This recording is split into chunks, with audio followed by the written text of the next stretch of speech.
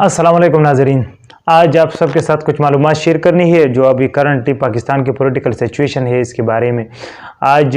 जो है पाकिस्तान की जो पाकिस्तान में बातें हो रही है कि पाकिस्तान में नए इलेक्शन करीब है और हो जाने चाहिए। कुछ पार्टियां कह रही, कुछ कह रही है कि अभी थोड़ा सा डिले करे, लेकिन मैं समझता हूँ कि डिले में जो है ज़्यादा पार्टी इसके हक़ में नहीं है। ज़्यादातर समझते हैं कि जल्दी इलेक्शन होने चाहिए, लेकिन हमारे मसाइल कुछ इस तरह है कि अभी इलेक्शन मुमकिन नहीं हुआ है। लेकिन मैं समझता हूँ कि 2-3 महीने बाद इलेक्शन हो सकता है, क्योंकि हमारे हालात जो है और अभी इकॉनमी के हालात है और अभी जो ये बनी हुई हुकूमत है वो भी कोलिशन गवर्नमेंट है, यानी बहुत से पार्टियों का बना हुआ है। उसमें से अगर एक पार्टी फिसल गई तो फिर हुकूमत ही नहीं रहेगी। और अभी जो सुप्रीम कोर्ट का फैसला आ चुका है कि जो मुनहरिफ अरकान है उसका वोट काउंट नहीं किया जा सकता, तो वो भी एक बड़ा मसला है। तो इस सब कुछ के हालात में मैं चाहता था कि आप सबके साथ आज जो सिचुएशन है वो शेयर कर दूं कि पाकिस्तान में अगर आज इलेक्शन हो जाए तो पॉलिटिकल पार्टी का सिचुएशन क्या हो सकता है। यानी ये मैं एक अंदाज़े के मुताबिक कह रहा हूँ, उसमें बिल्कुल जो है यानी 100% तो नहीं है। और पाकिस्तानी सियासत के बारे में ये बात भी मशहूर है कि इसमें एक हफ़्ते की प्रेडिक्शन भी नहीं किया जा सकता, क्योंकि एक हफ़्ते के बाद क्या होता है वो हमें बिल्कुल पता नहीं है। अगर कोई बड़ा वाक़या ना हो जाए और यानी आज कल इलेक्शन अनाउंस हो जाए तो पाकिस्तान की सिचुएशन क्या होगी, इस पर थोड़ी सी बात करूंगा। सबसे पहले अगर मैं समझता हूँ तो ये समझता हूँ कि पाकिस्तान की सबसे बड़ी पार्टी जो होगी वो पाकिस्तान तहरीक इंसाफ होगी, और दूसरे नंबर पर जो है वो PMLN होगा, पाकिस्तान मुस्लिम लीग नून, और तीसरे नंबर पर जो है वो आ जाएगा पाकिस्तान पीपल पार्टी, और इसी तरह चौथे नंबर पर जो है मौलाना फजल रहमान साहब आ जाएंगे। तो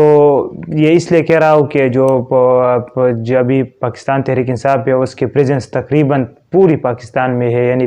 KP में भी उसकी तो 2/3 मेजॉरिटी है और अभी भी वोट बैंक बहुत है। और अभी जो है अभी ये हुकूमत से इमरान खान साहब को निकाला गया है, मैं समझता हूँ कि इससे उसकी वोट बैंक मज़ीद बड़ा है, यानी उसको मज़ीद वोट मिलेंगे। उसके अलावा पंजाब में वो थोड़ा सा कमज़ोर हुआ था उस्मान बुज़दार की वजह से, वहाँ पर गवर्नेंस की इश्यूज़ थी। तो अभी जो ये हुकूमत उन्होंने इससे निकाला तो वो वहाँ पर भी दोबारा वो पॉपुलर हो गए, और वहाँ पर अभी मुकाबला जो है PMLN और PTI के दरमियान 50-50 हुआ है। यानी अगर इस इमरान खान साहब की हुकूमत से अगर आप न निकालते तो अगर मुझसे पूछे तो मैं कहता कि अभी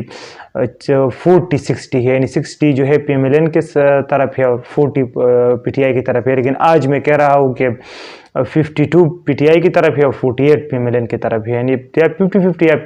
थोड़ा सा एज PTI को हासिल है अभी पंजाब में। और इसके अलावा सिंध की अगर बात की जाए तो वहाँ पर भी PTI की प्रेजेंस है बहुत, तो हुकूमत उनके लिए बनाना मुश्किल है, उनको बहुत से काम करने होगी। और अगर हुकूमत वो बना पाएंगी तो वो भी कोलिशन गवर्नमेंट होगी, यानी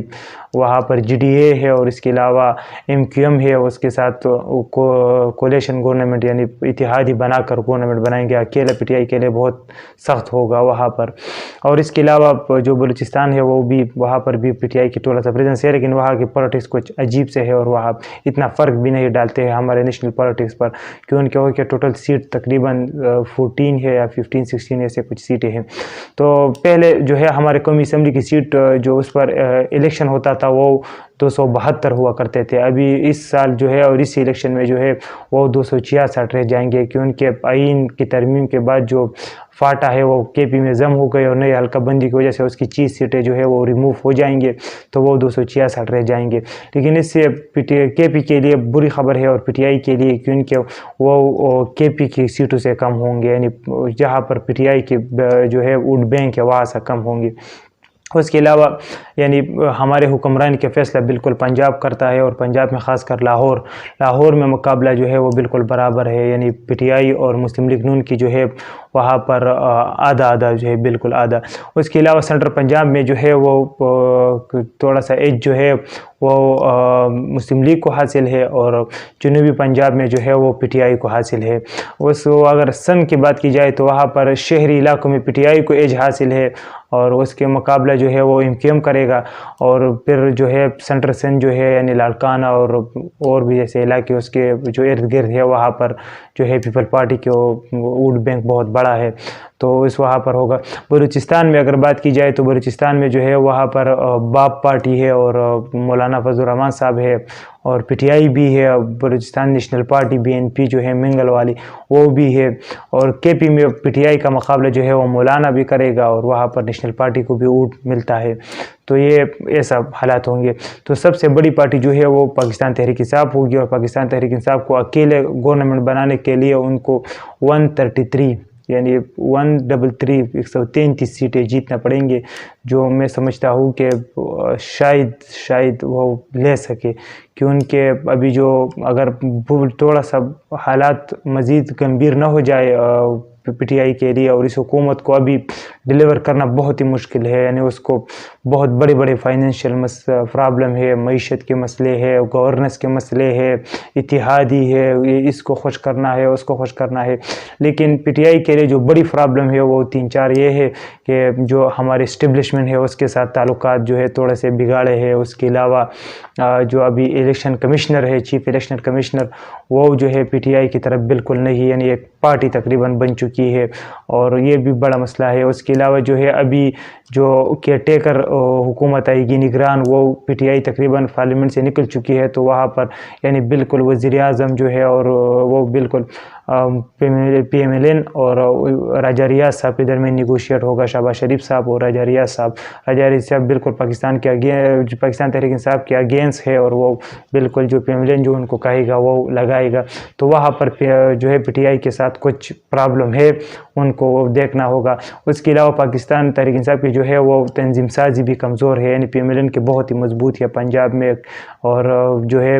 پیپل پارٹی کی سندھ میں بالکل مضبوط ہے، مولانا صاحب کی جو ہے KP میں بالکل مضبوط ہے، لیکن پی ٹی آئی کی KP میں تو بہتر ہے، لیکن پنجاب میں ان کی جو اور سندھ میں ان کی جو یعنی